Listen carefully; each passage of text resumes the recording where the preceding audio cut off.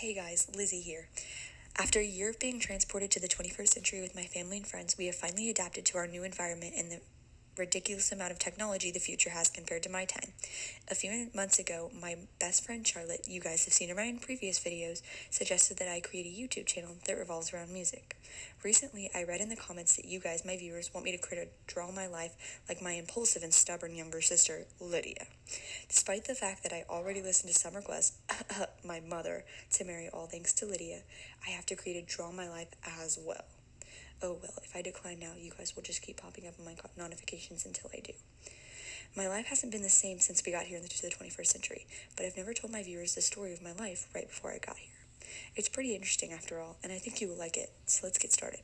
First, there's my family, my mom, Mrs. Bennet, my dad, Mr. Bennet, and my four sisters, Jane, Mary, Lydia, and Kitty. It all began with my mother's desire to marry me and my sisters off to wealthy suitors. I never really liked the idea of being married off just so I could have money. I mean, I definitely had a different way of looking at it. My sisters all loved the idea of getting married, especially Lydia. I didn't really understand why either. I mean, can it be that great? So my sister Jane met her husband at a ball that was held when he moved into our town.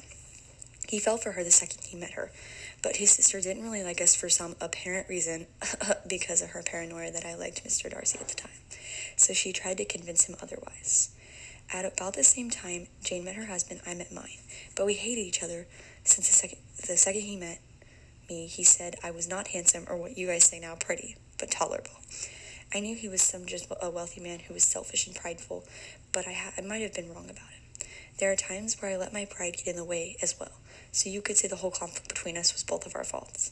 Speaking of pride, after living in the 21st century for quite a while, I've noticed that almost everyone harbors a sense of pride. In certain situations, I believe that pride can be a positive sensation individuals may feel when experiencing a joyous moment. However, pride can be negative as well, as because it lets our ego skyrocket and cause lots of us to make poor decisions. Anyways, back to my story.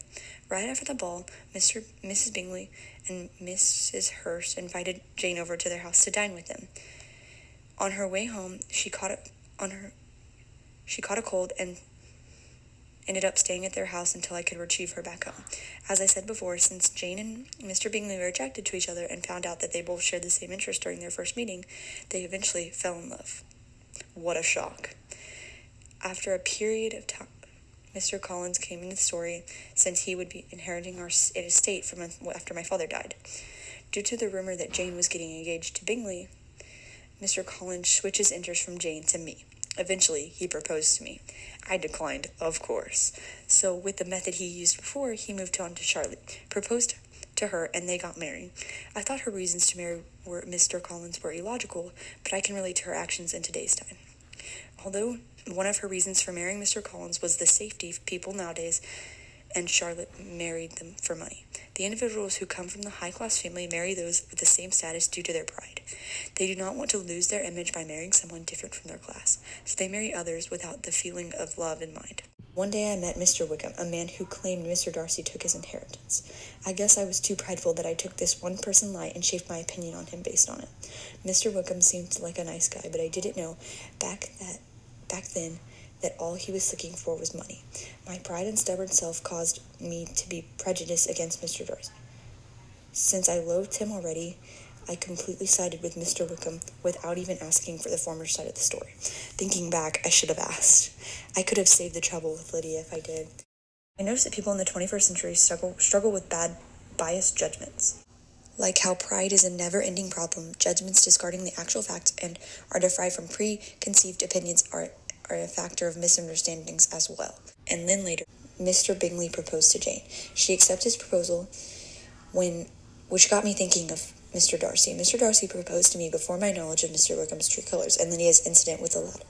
I declined since I believed that Mr. Wickham was a righteous man at the time.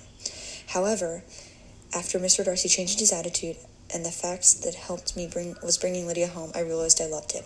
In the end, he proposed to me and we got married. Well, that is so far. I hope more good news will come, and I hope you guys enjoyed my story. Have a wonderful day. Bye!